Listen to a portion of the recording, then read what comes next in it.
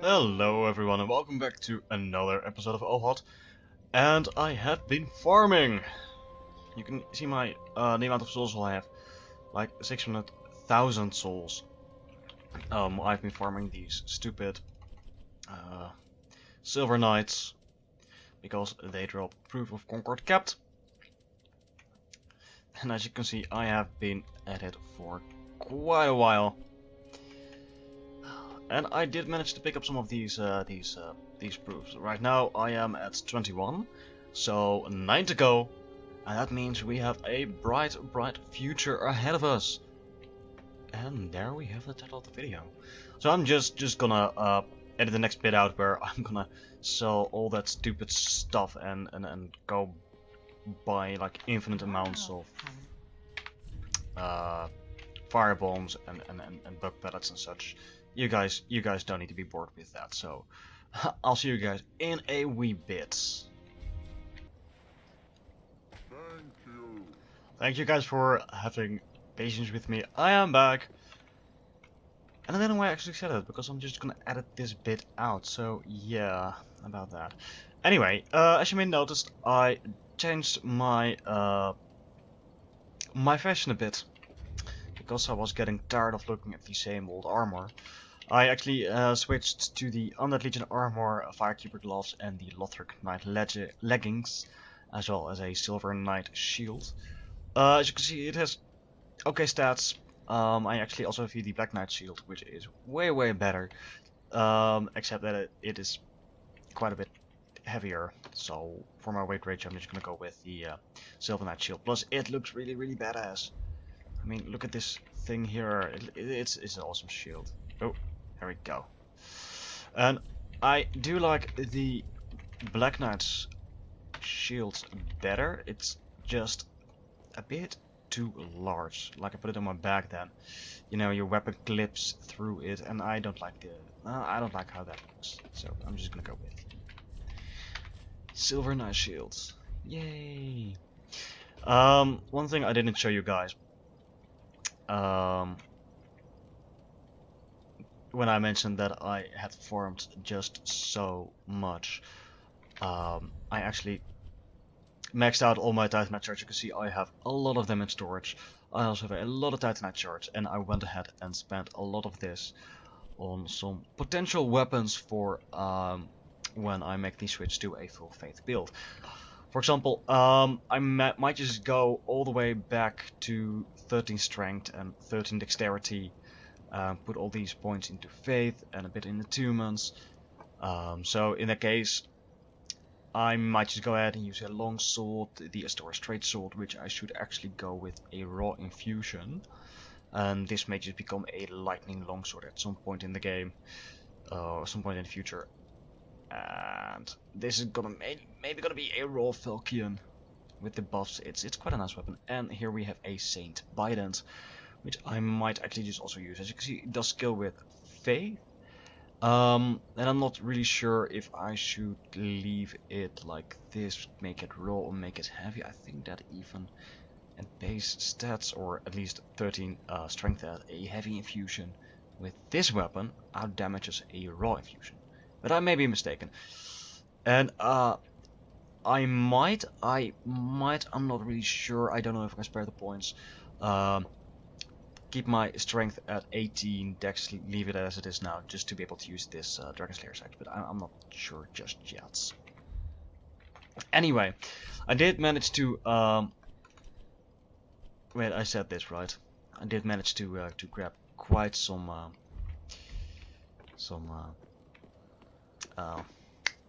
what's it called? Proof of concord capped. Alright, so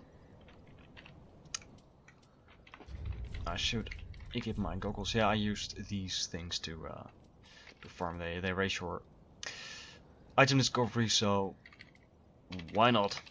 I mean, you get so many souls while farming. As you can see, I bought some green blossoms. I bought a lot of blue bug pellets and other pellets, bug pellets, thingamajigums. I'm a bit sick, so if I sound even more incoherent than usual. Let's just blame that. I have a cold, so sick is maybe a big word, but I'm a bit fuzzy in here. What was I going to do? Oh yeah, binoculars. This is Yorska. We are currently standing on top of the Church of Yorska. And where was it? Somewhere... let's take a look. Somewhere down there Oh. Somewhere down there we went to the... Yeah, to the lake over there. And when we exit the lake... Right over there, I think, in... Not that building. I think it's somewhere over there. We found the Spear of Yorska. Yay! And this is Yorska herself. And she looks really, really weird. Like, these tentacles on her neck is also a really, really long neck.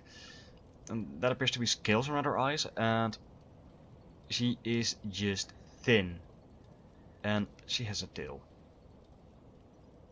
It's not even a cute tail, no, it's quite the draconic tail. Name thyself, stranger.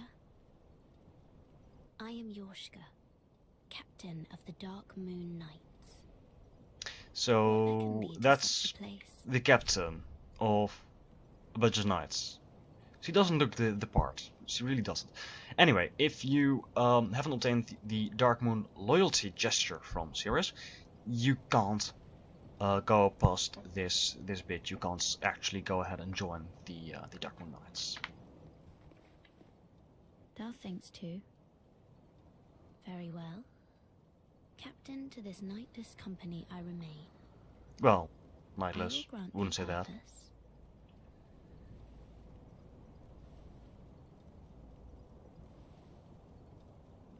Thou'st journeyed far. Hear my voice. Oh, by the way, look at those. Shalt swear by the covenant. Are that her ears? To become a shadow Like of Father Gwyn pointy?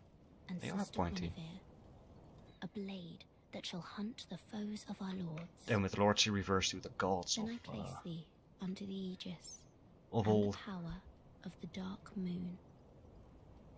And this is really interesting because the Dark Moon were originally associated with Gwendolyn, son of Lord Gwyn. Swear this oath and face thy solemn duty. Alright, so now we have the Blade of the Dark Moon Covenant. Well, and the stupid thing is, here we go. We have been Blue Sentinels, you know, pretty much the entirety of the game. And now we can join the Blades of the Dark Moon. A silver pendant depicting the Dark Moon and a sword, the crest of the Dark Moon Knights, the original Blue Sentinels. What? Equipped to pledge oneself to the Blade of the Dark Moon Covenant. When a member of the Way of Blue faces a dark spirit, the Blades of the Dark Moon, by an ancient accord, help to rout out the invader. Summoning takes place automatically when equipped. Right, so if I recall correctly, Blades of the Dark Moon first appeared in Dark Souls 1, and they were sort of replaced in Dark Souls 2 by the Blue Sentinels.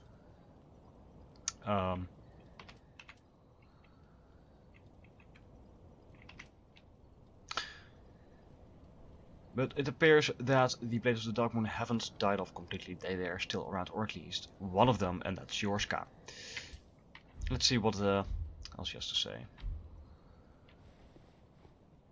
Oh, good Blade of the Dark Moon, welcome home. If I can provide thee succor, only tell me how. Long ago, our father Gwyn, so she is also spawn of Gwyn, of his own will.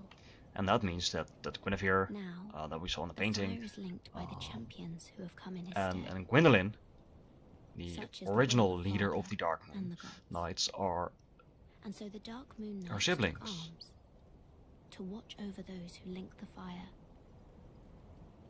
But long ago, our company lost its last proper Well, he's name. still serious. Only its covenant was preserved to this day, until the time of thy visit.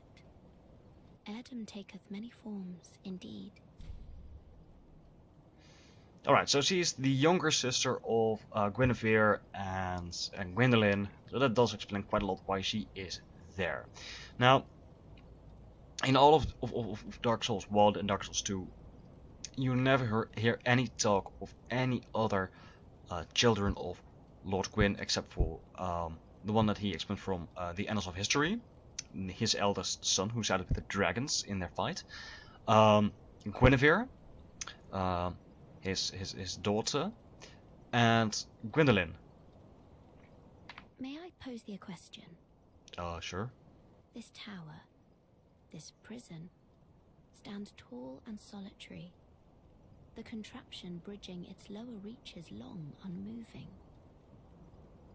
So, by what path didst thou here ascend?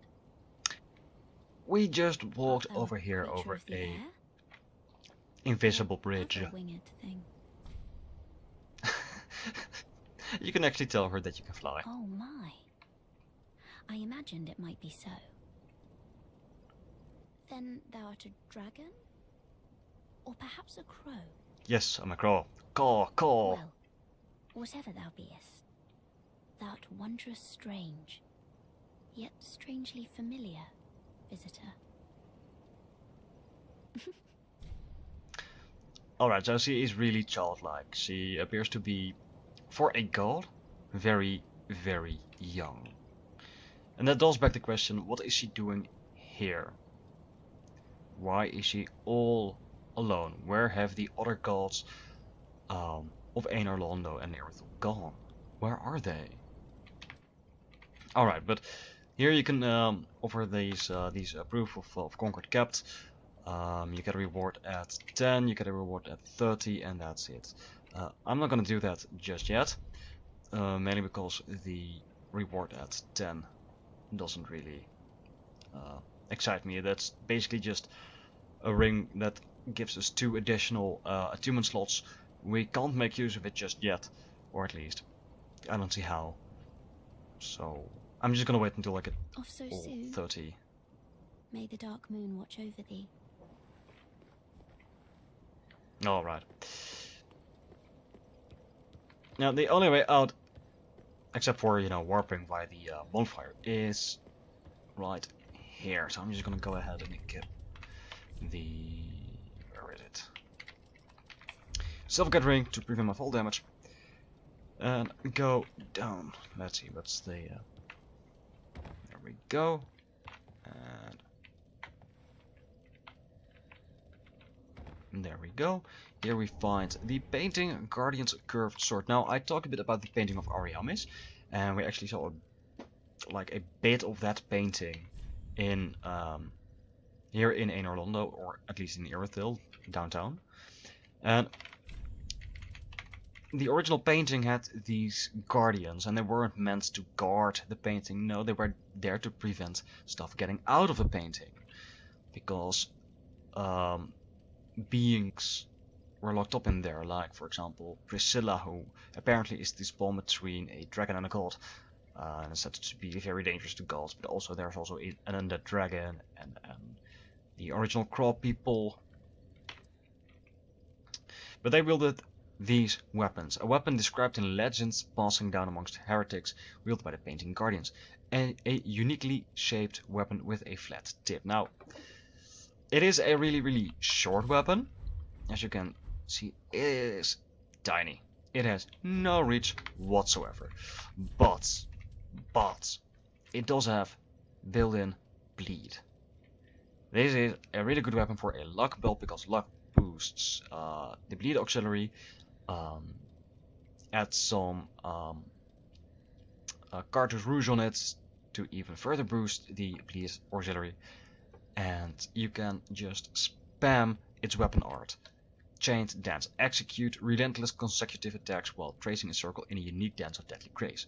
Basically, you keep turning around and slashing with this thing.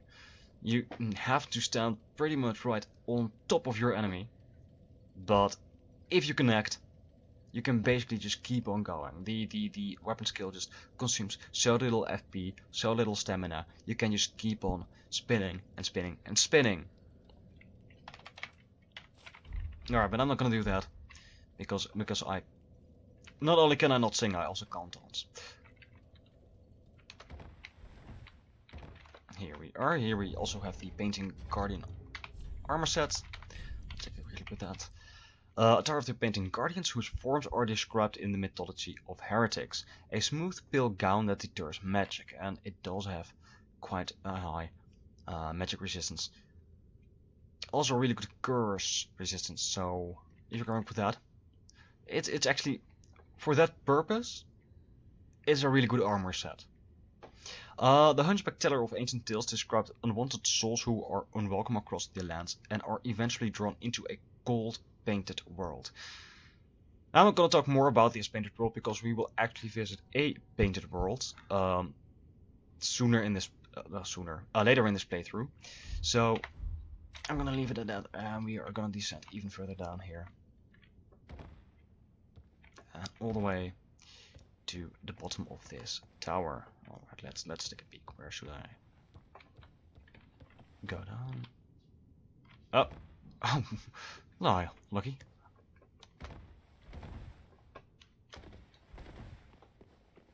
And here we are back down in the Church of Yorska. And that's a dog going mad. Awesome. I'm gonna close my door real quick. There we are. I hope it doesn't bother you guys too much. Anyway,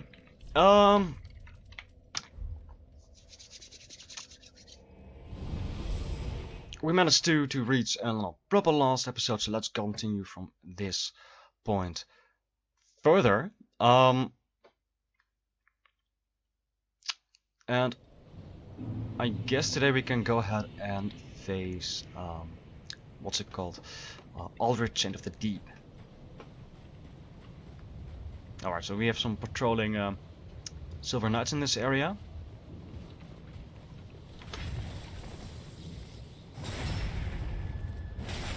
They can inflict massive damage, but there we go. Just dodge their attacks, counterattack, and everything should be fine. They're not the hardest to dodge. Well, this guy is really annoying.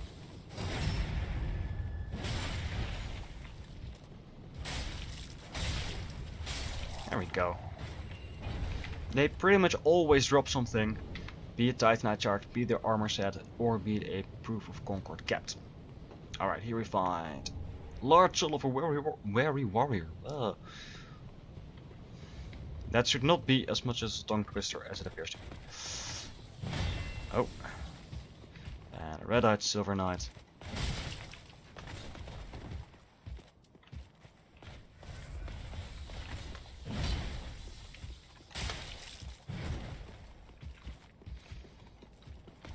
There we go. Let's give you a nice proctal exam.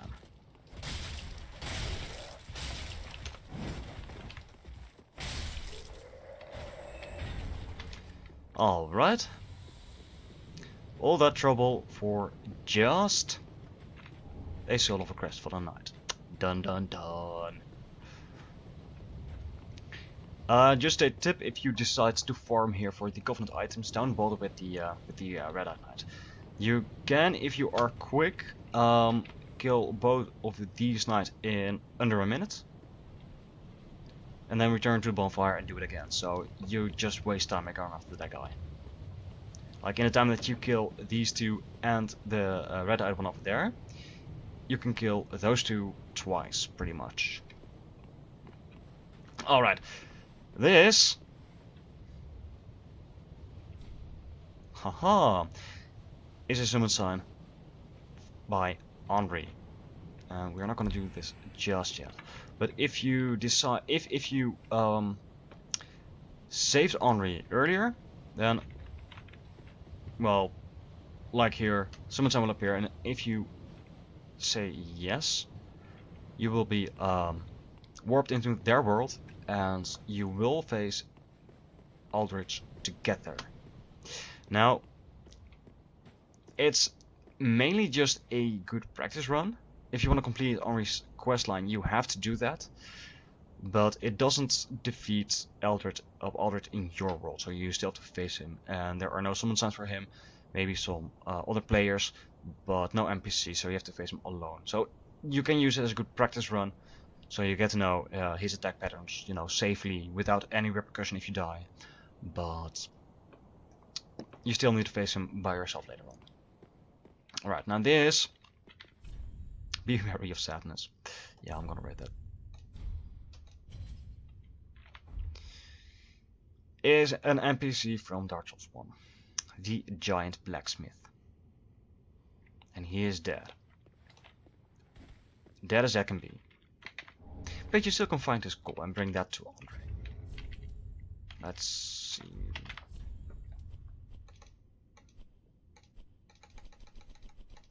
Where do these skulls go? There we go. Enables lightning, simple, and chaos infusion. So we can actually go ahead and make a lightning weapon once we change our build. So we have a weapon that actually scales with faith. But we only have one lightning gem, so I might just need to think about it a bit more, or wait until I get more lightning gems. But it's there. So yeah, you get these infusions if you deliver this goal at Andre. Alright, time to go inside. And do note all this black sludge. It will become clear what it is in just a minute. In just a minute.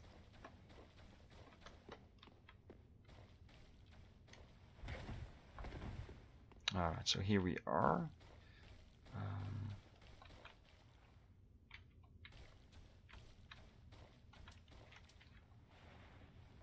We can see some deacons down there, and we can also see an ambush right there. And also slimes all over the cathedral roof. They're annoying. They are really, really, really annoying. Ugh, don't like them. Anyway, that's the boss fight proper. So let's go down there.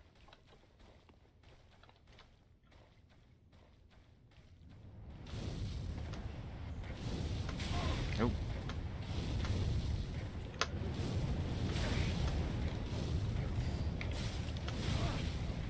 Oh, stop it.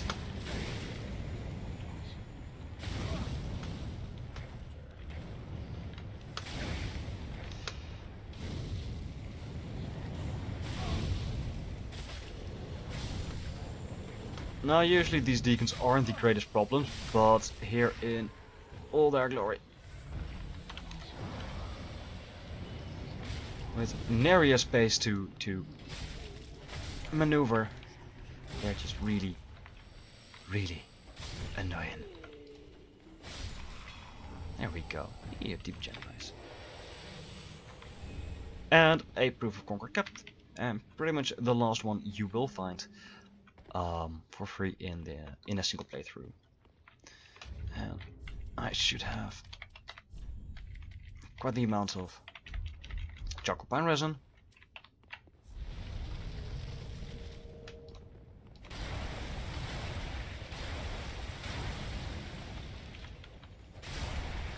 Yeah, and that still does piss poor damage because stupid slimes.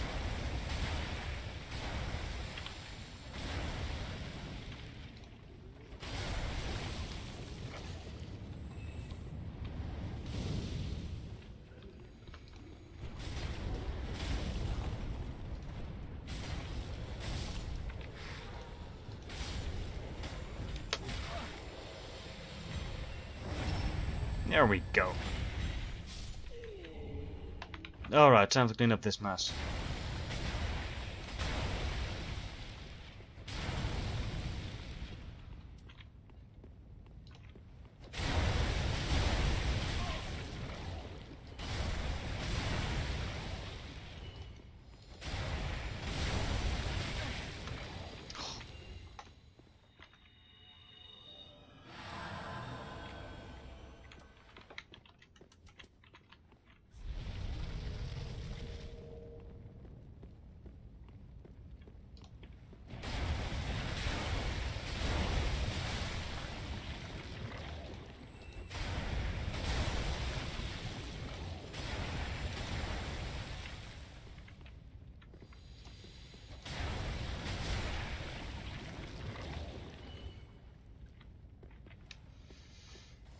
Alright. You can still see that spider beastie, whatever it is, down over there on the ceiling. So if you are watching your environment, you know exactly what's gonna happen.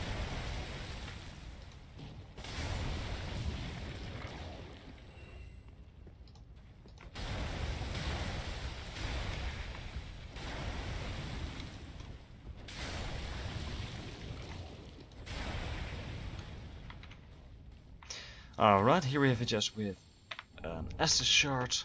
Never hurts.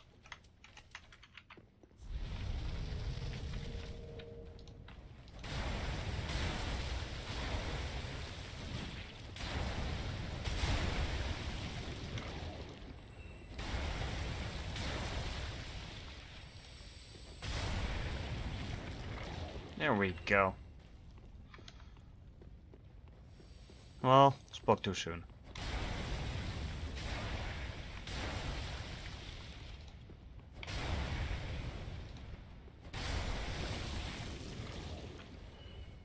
And yet another one.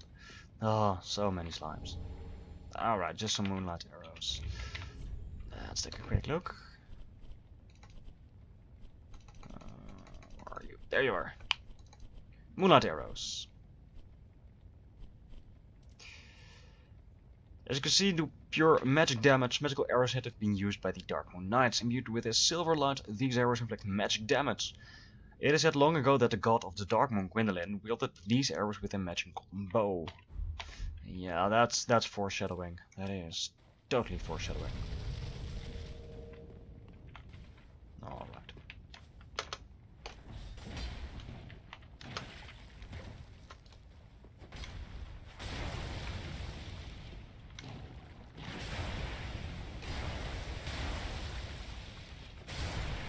There we go. Alright, time for Beastie Boy here. And why do I not do any damage? There we go. Oh, even more slimes. Now, if you aren't all that eager to face this thing because his attacks will cause curse build-up, just run upstairs here. He will pretty much won't be able to reach you. But you can perform a plunging attack just like that. Just be careful, because curse.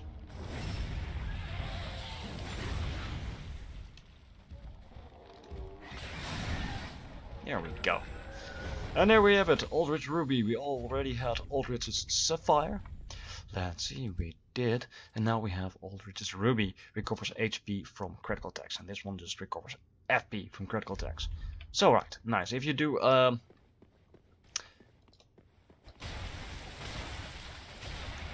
it might be a useful item for PvP, I guess, if you happen to be a good parry dude, or if you fight opponents who are easily backstabbed, then you can get some. You can recover some FP or HP by doing so.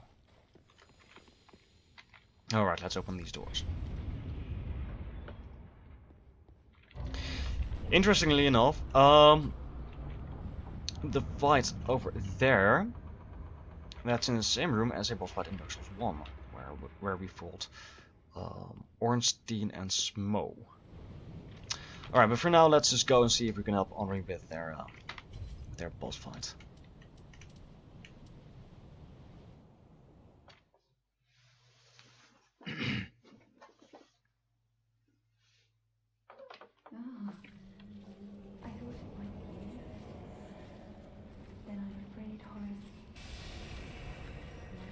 Alright, so look at that, look at that. That is Gwendolyn. But aren't we supposed to fight Aldrich here? Oh.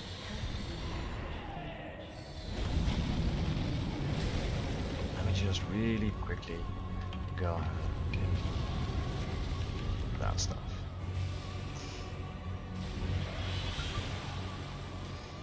Yeah. Now all falls into place. Because Aldrich is said to be the eater of man. Well, as it happens, not just man, but gods as well. And as you can see, he is still in the process.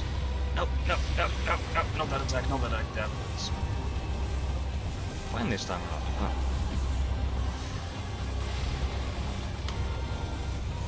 And there are these silver arrows mentioned in the description of the magical thingies.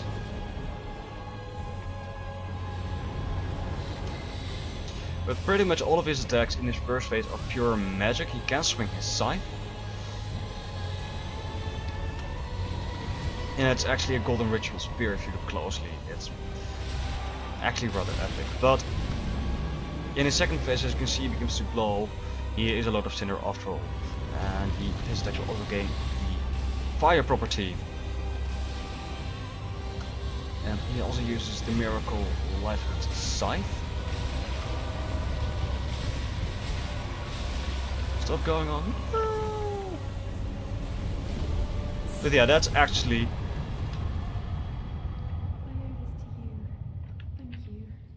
part of Gwendolyn that we fought, which is really, really something.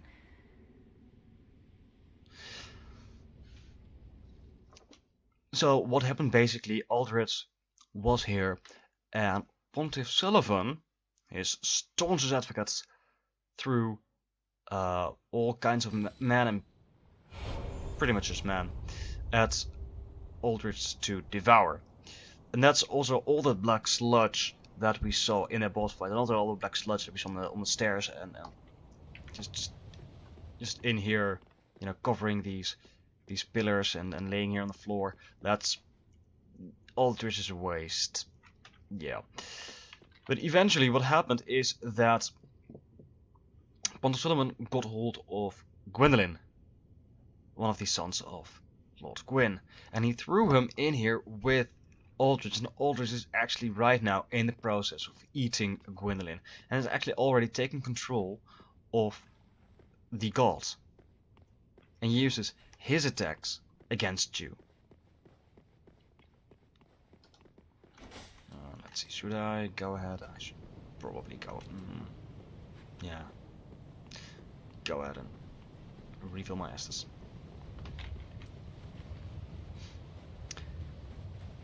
Hey, look. So, what actually is really, really sad, Iriska over there doesn't even know that her brother's life pretty much ended at this point. It's actually quite sad. You can't even tell her.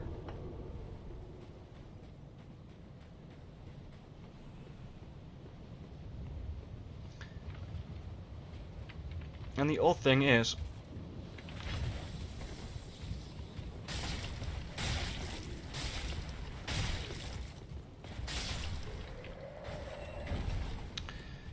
there are many of supposedly bad things happening in this world, but most of them just happen because people or gods or whatever, they got corrupted by, for example, the Abyss or something, and that changed their behavior. They went insane. Like, they can't really do anything about it. However, killing gods, eating men, creating a whole religion based on the Abyss, on the darkness, you know, that's purely voluntarily. All those deeds of Pontiff Sullivan, of Aldrich, those are all voluntarily. This is a really annoying attack. In his first phase this is okay, he just shoots arrows in front of him. But in his second phase those arrows will actually follow you around, and they are pretty much capable of one-shotting you.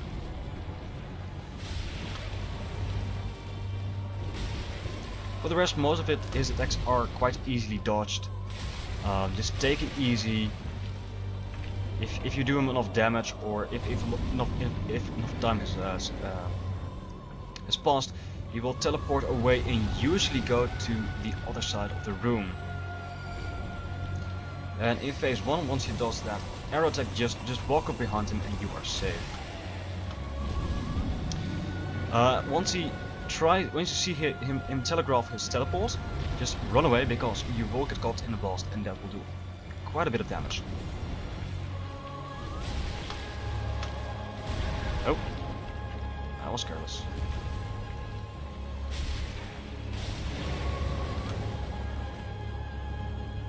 Alright, so we enter phase 2. Oh, no. Best thing you can do is just run around the pillars, stay close to him, because otherwise he will try and use his long range attacks, and those are really damaging. Do note that if you stay close to him in this phase, you will get some fire chip damage, but not really much, so don't pay attention to it unless you are already at really low health.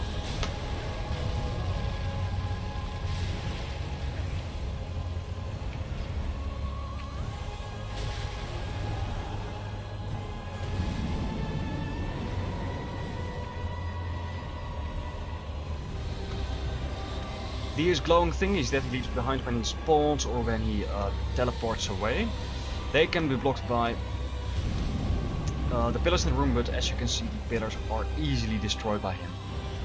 So don't count on that. They are not so... Oh dear lord, no, please don't. They are easily enough dodged, but... There we go.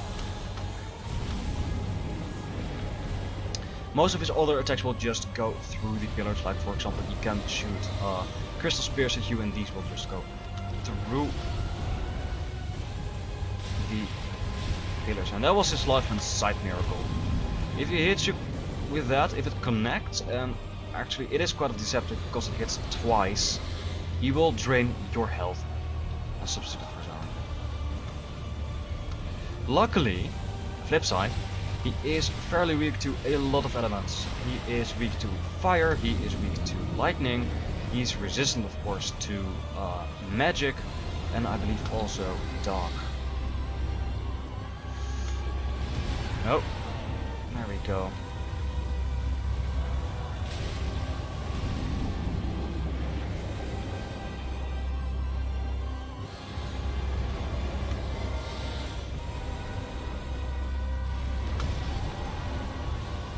Please stop doing that. I need my own help. Oh, there we go. As you can see, they did quite a bit of damage.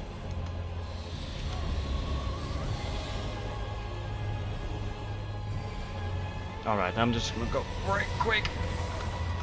Kill. Oh, as you can... I was just gonna say, as you can see, if he does his arrow attack, and you kill him, his arrows will disappear only after the corpse of Aldrich himself disappears. So I wasn't fast enough. I just hope that I got the soul. Let's take a quick look. Did I get his soul? Did everything go right? Alright. Soul of Aldrich.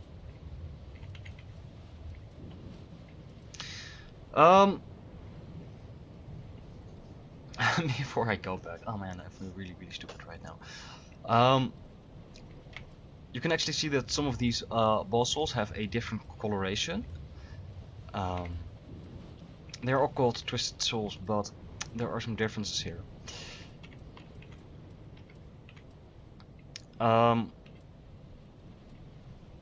The yellowish souls are of higher or stronger beings than just your regular human.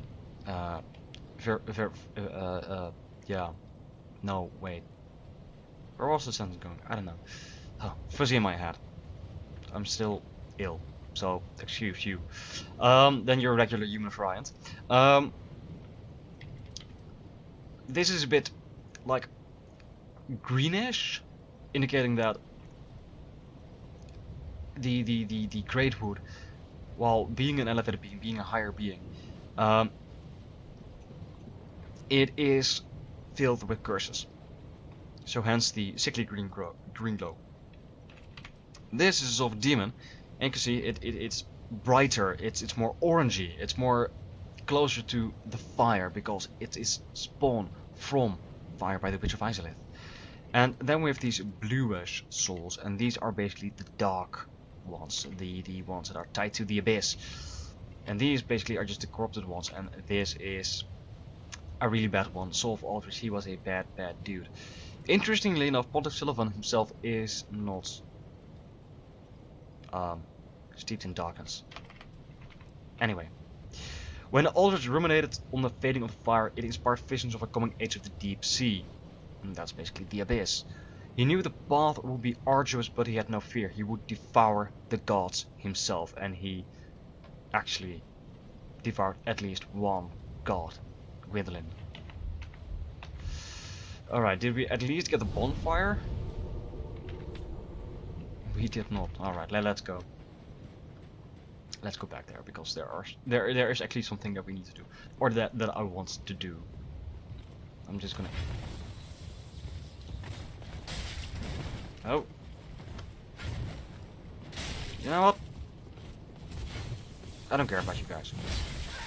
I care about you a lot, but no.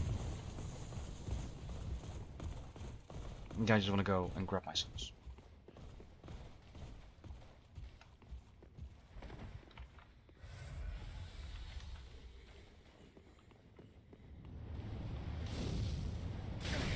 Ah, fireball to the face.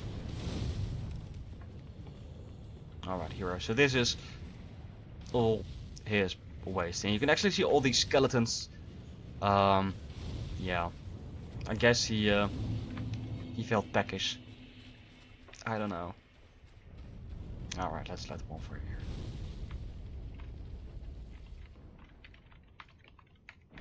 I can't because you're still aggroed. Okay, very cool. Here. Sword in your face. Yeah, kiss my ass. There we go. Alright. Alright, so there we go, that is Lord Gwyn. That is Guinevere. And here should be his eldest son. But he was erased from the histories. Or the annals of history because he was a bad dude, apparently. In case you were wondering, why is there no statue? You can even see the statue of all these silver knights here. Why is there no statue of Gwendolyn? And that's mainly because of Gwendolyn's aspect. Like, Gwyn is tied to the sun. Guinevere, in a way, is also tied to the sun. As is, by the way, his eldest son. The nameless one. But Gwendolyn was not. He was tied to the moon. And that's really odd. Because... and that's what kind of vexes me. The moon is associated in this game's lore with femininity, and the sun with masculinity. But it's no big deal that Guinevere seems to be more associated with the sun than the moon, but it was a big deal for Lord Gwyn that Gwendolyn was more closely tied to the moon than the sun. So he was actually raised as a girl. And he was also kept pretty much out of sight. Alright, we have a lift here. Small lift, human size, yay. We also have a larger lift. Not human sized. These are the lifts for Ornstein and Smo.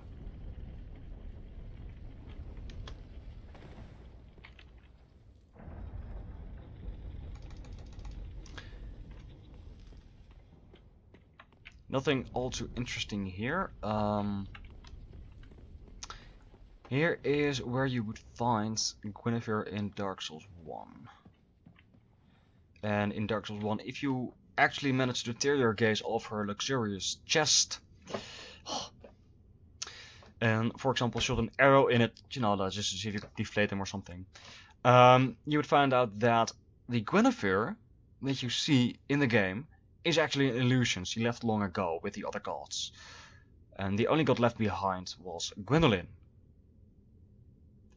But as it turns out, we also have Yorshka. It does...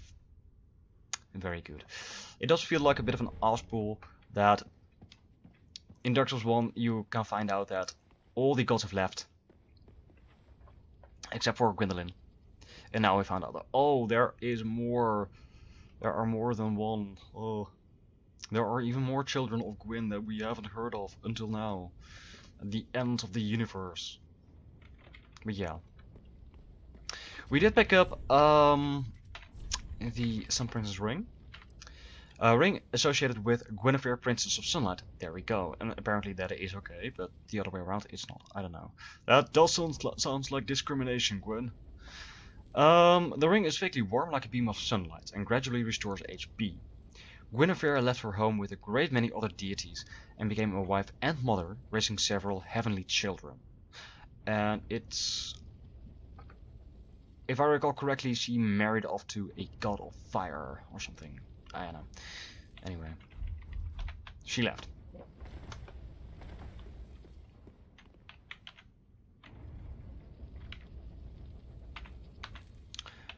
So basically the only gods that were here in Orlando and Irithyll were Gwendolyn and Yorshka. And Yorshka is actually worshipped by the Irithyllian slaves. But do not forget that the Irithylians themselves are descendant of the gods. And that's really strange interaction right there, because Gwyn and all of his kin are human. And you can actually start the game with the preset of the Irithylian face, implying that, well, descendants of the gods, but we are human. So, I'm not really sure how that works, and it's never properly explained in the game.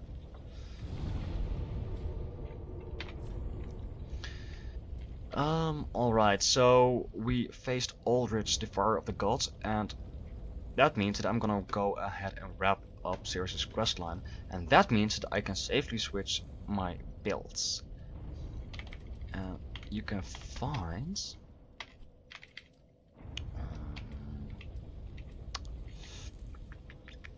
I guess this is faster. Ceres at the following location.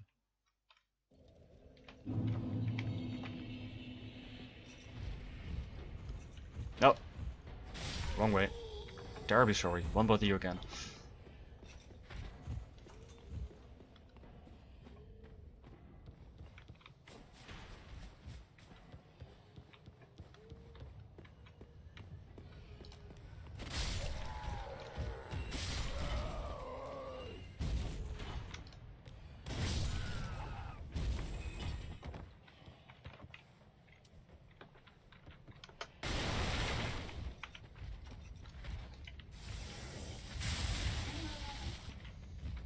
Right, pitiful damage. Oh, and there I was slow.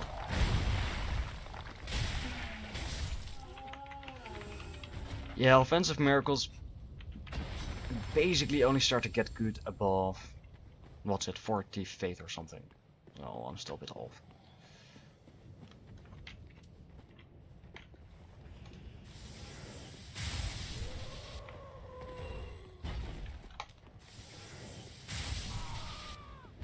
But hey, look at this, I'm Thor.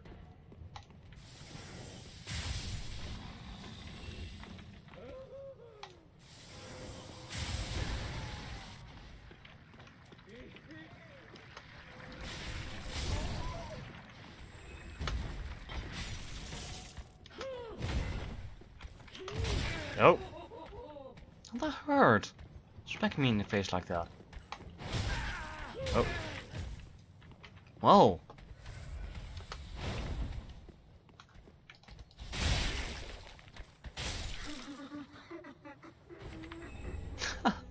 Evangelist head. I love this head.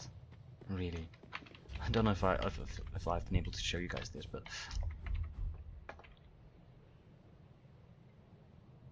I mean, look at that. That is just epic. I'm not gonna. Well, also a great wooden hammer. Look at that. Best weapon in that game. Look at this.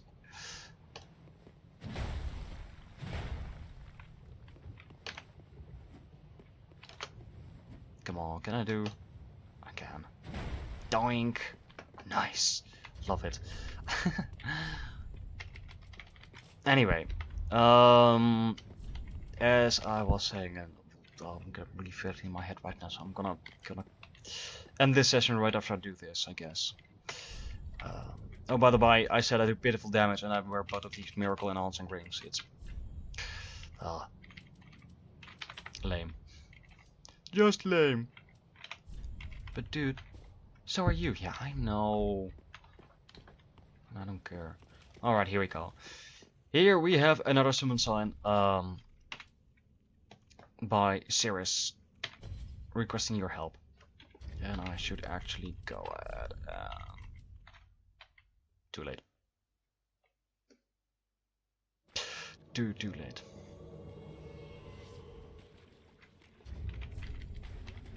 Nope. I finally found you.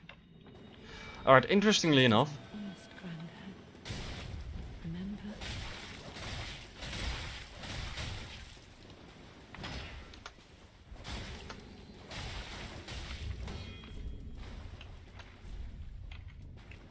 we will find out why she is after Hodrick. So first she's all like, yeah, the things of Rosaria's are my enemy. And then she's all like, yeah, let's take... Oh! That's a lot of damage. This is all... I'm gonna take on the head of...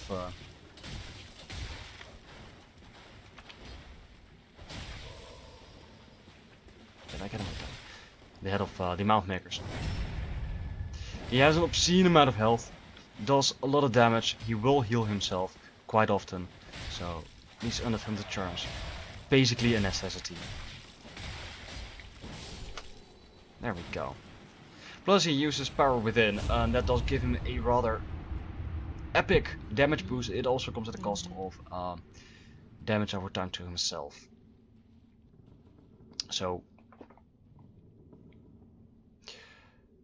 if you disable his healing, you will also cast the close spell that heals over time. Just keep him busy and he might just end up killing himself. Alright, but that was her grandfather. Or so it would seem. Alright, time for us to go back to Firing Shrine and see if Cirrus is also there.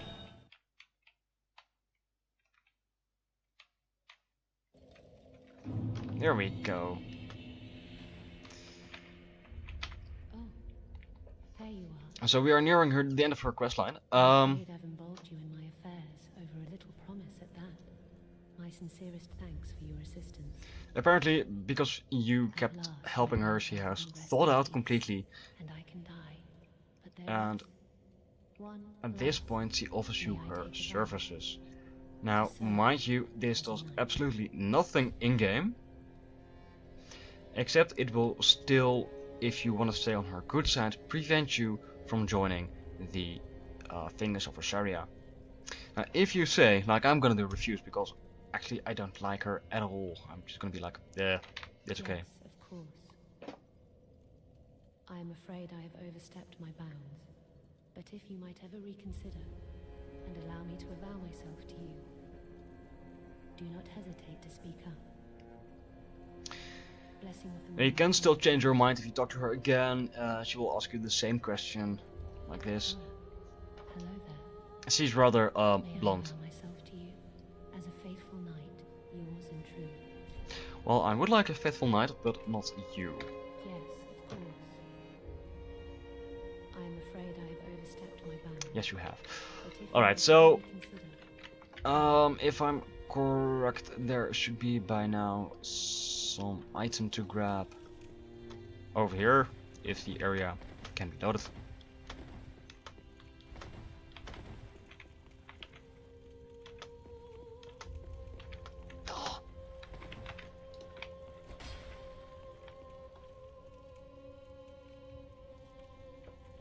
There we go.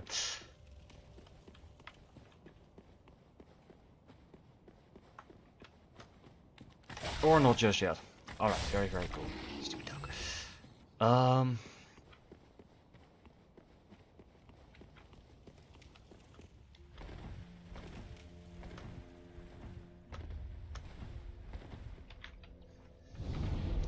If you leave and come back, if I'm correct, that is, if I'm correct, and it should be correct. I've done this questline before, quite a few times.